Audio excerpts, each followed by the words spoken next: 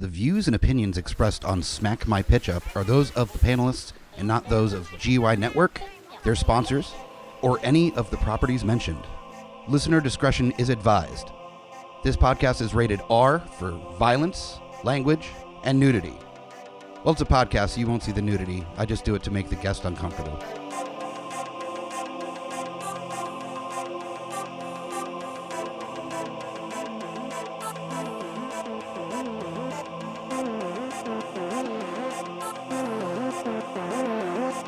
In a world gone mad with unnecessary reboots, remakes, and sequels, only one podcast has the guts to make it even worse.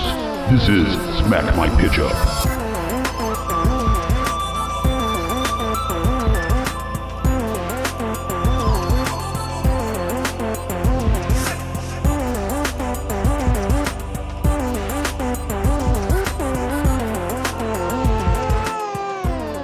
Hello, geeks, and welcome to another episode of Smack My Pitch Up, the short list. A little mini-sode that I do to stretch my creative muscles and come up with original ideas for films, TV shows, movies, and what have you.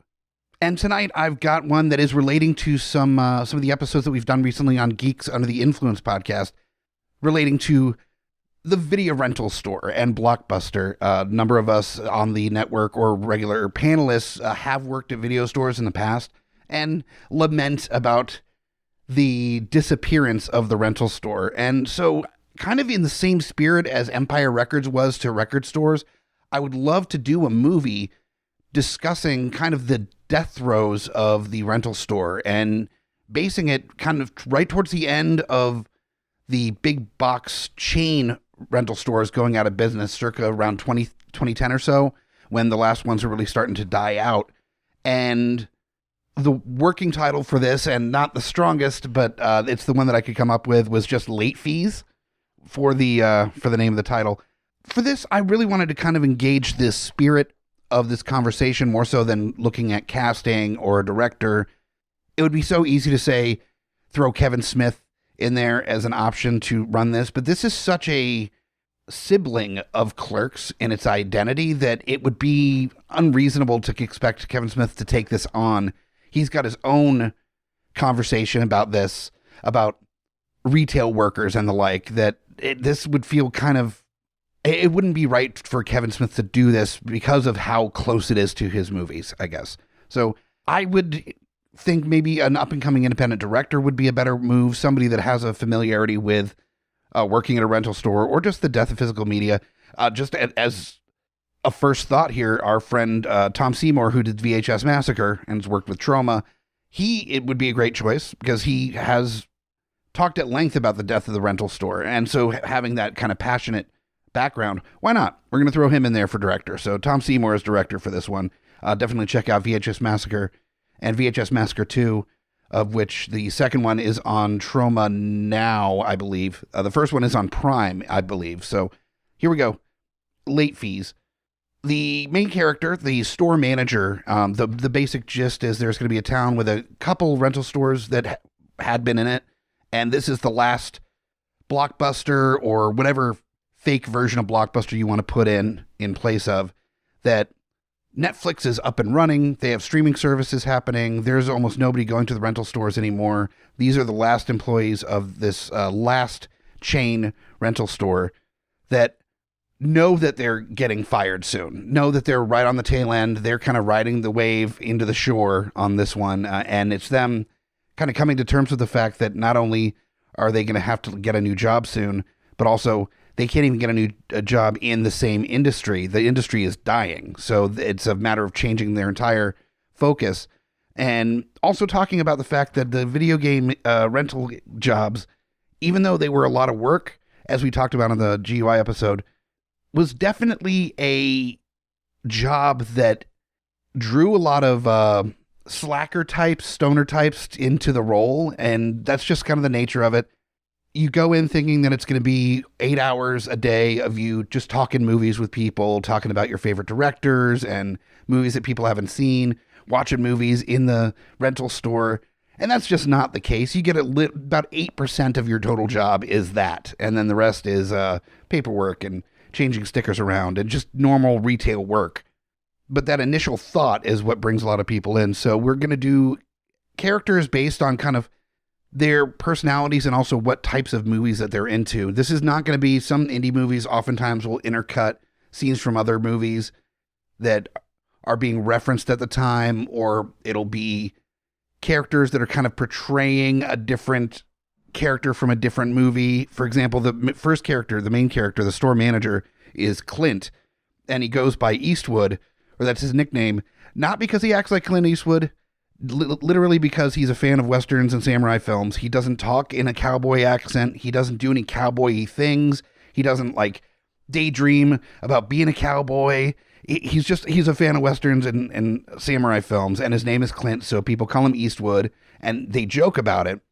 And he talks about those movies, but in a normal human being kind of way, not where he's created this like caricature that he embodies. No, he's just a regular dude that likes Westerns and samurai films, and people call him Eastwood. Then we've got Nandy, who is the assistant store manager. She's a lesbian that loves bloodlust, like has a bloodlust for movies, gorier the better, stuff that's just viciously violent, and action films as well. A big fan of just the goofy, campy action films also, and all about that. Then we've got Tyler, who is just a regular employee. He's never really put enough energy into get a manager position, which is funny because he had been working for Blockbuster or whatever rental store this is for about 5 years. And at that point, you're almost just given a managerial role for being there that long. So there's no reason why he's just a regular employee working part-time. But he's a horror and Tarantino fan. And he's that employee that doesn't really do a lot of the work that needs to be done around the store when stuff needs to be like put back on the shelf or stickers put on things or just the normal boring parts of the jobs. He always finds a reason not to do it. He'll take out the trash and then be gone for 25 minutes, that kind of thing. He just seems to not be available whenever there was real work to do. So that's probably why he hasn't gotten the promotion, but that is his thing. He was happy to talk at length about movies, and that's really all he wants to do is talk movies. Then we've got Seth, who's a young kid that is working at the store. He is maybe 18, 19 years old. He likes movies, but in a very general way. He's not a fan of any one particular genre. He's not a big horror movie guy. He likes just the normal popcorn movie, sci-fi movies, nothing too deep. He would much rather watch iRobot over Blade Runner kind of vibe. He likes popular comedies and romantic comedies as well. He's very innocent and not really aware of a lot of the deeper cut movies in the world. And the rest of the team makes fun of him a little bit, but in a loving, kind of protective way. That he's definitely like the youngest there, and he's there just working a part-time job. He's super nice. He's innocent. They protect the crap out of him, but they also give him a hard time for working at a video store and quote unquote not liking movies. So then we've got Dana, who's the district manager, and she is that district manager that so many people have had at the various jobs that they've had over the world that tries to be cool and hip with the kids attitude, like the cool district manager that like understands what's going on, but is not. It fundamentally is not and has to be the boss. And that there's this hard shift between acting like your friend and going and doing district manager stuff. And Dana is a fan of, the only thing that they know of is Adam Sandler movies. For some reason, Adam Sandler tickles her funny bone in a way that nothing else does. Adam Sandler just is a bullseye for her for comedy.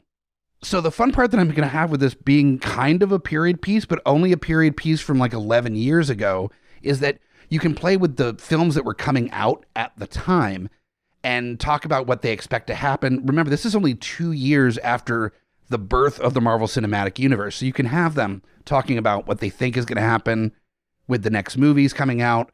You can have them talking about who they would cast in movies coming up in the future. You can have that playful conversation about things that have already happened so we can laugh at how far off they are or how weirdly accurate somebody is, and then they're dismissed for it being too far-fetched an idea you can have those interspersed throughout the entire movie. Now, the main focus of this movie is to really talk about kind of a love of movies and the death of physical media. And that'll be shown through conversations with the employees. That'll be shown through conversations with customers that come in.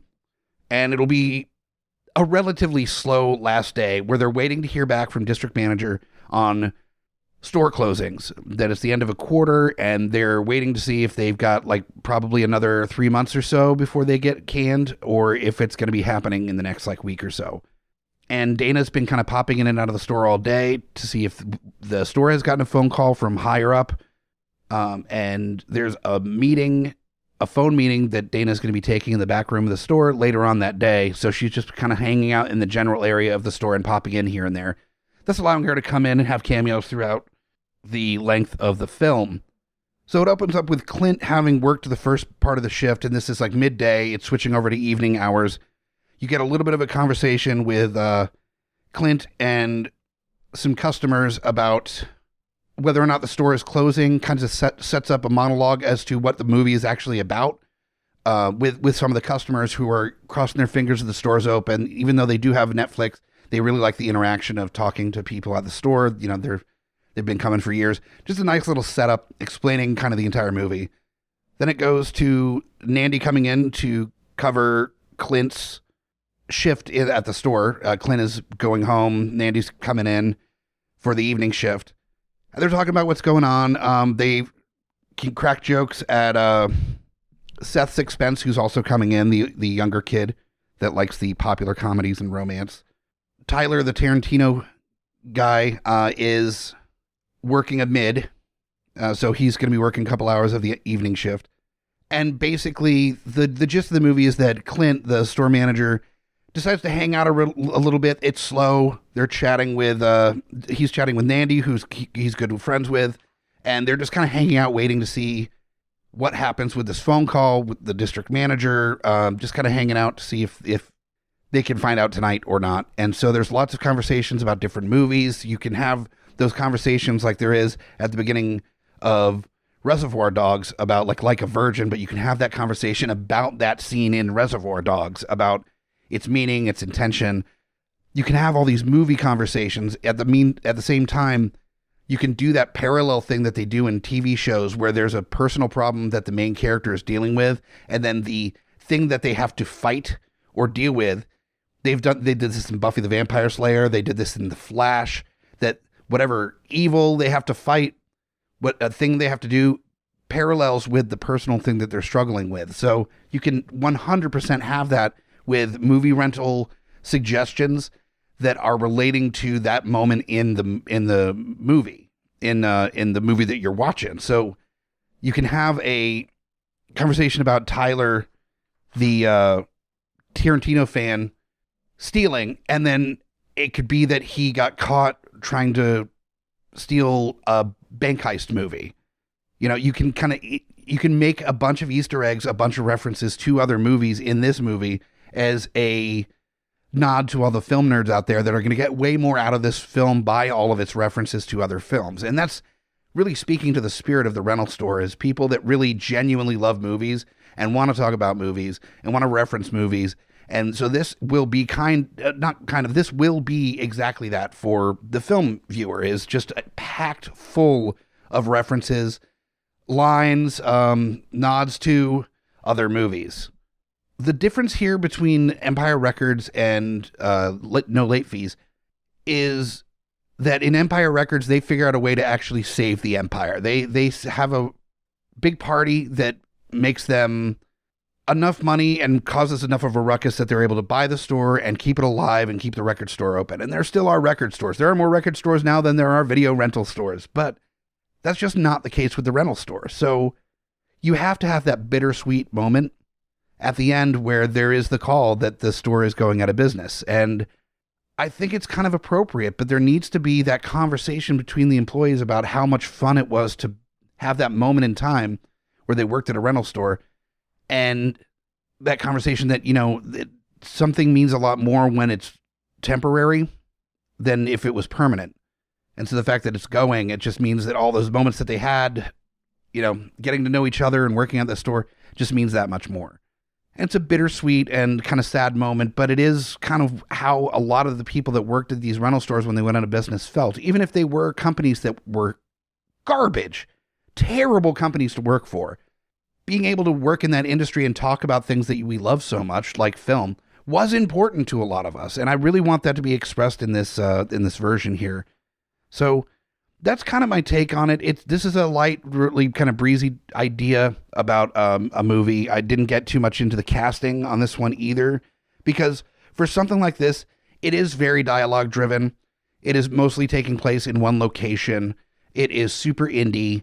It doesn't need to have any big name actors in it. You can maybe have somebody who plays Clint, the main character, that's a better known actor that's been in other stuff. But I think it's actually more important to have no name actors in this one, not only because of budget, and this was 100% thought of as a independent film styled similarly to, the early 90s dialogue driven movies, the Clerks of the world, Slacker, those kind of movies, but with a modern touch to it.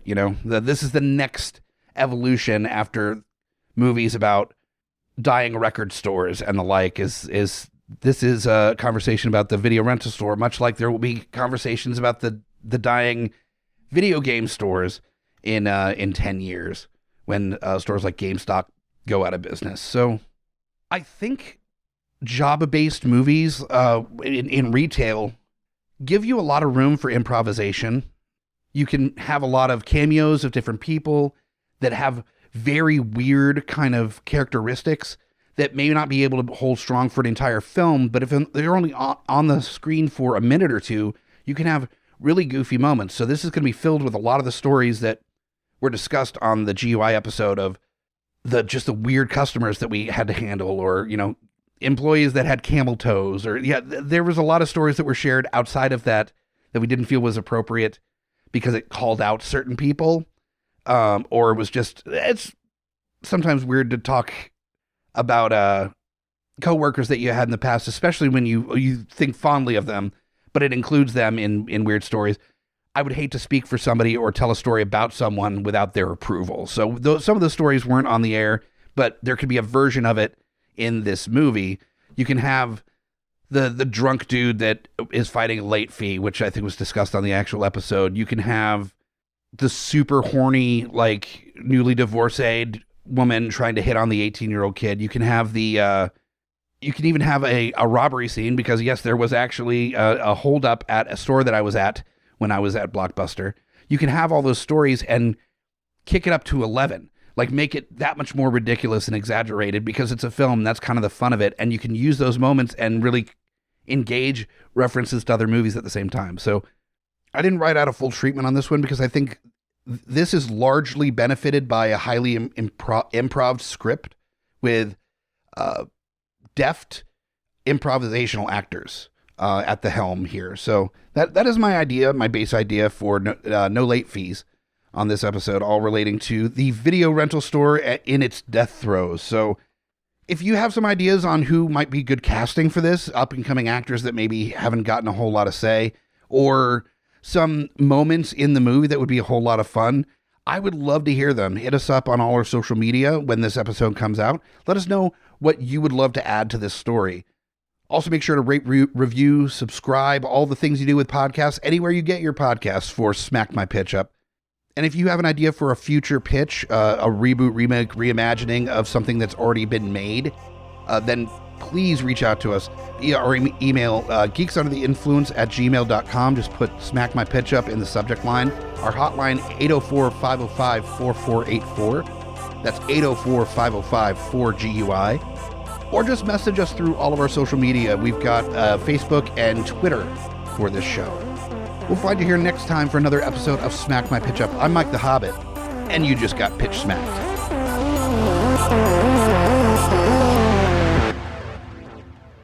GUIPodcast.com.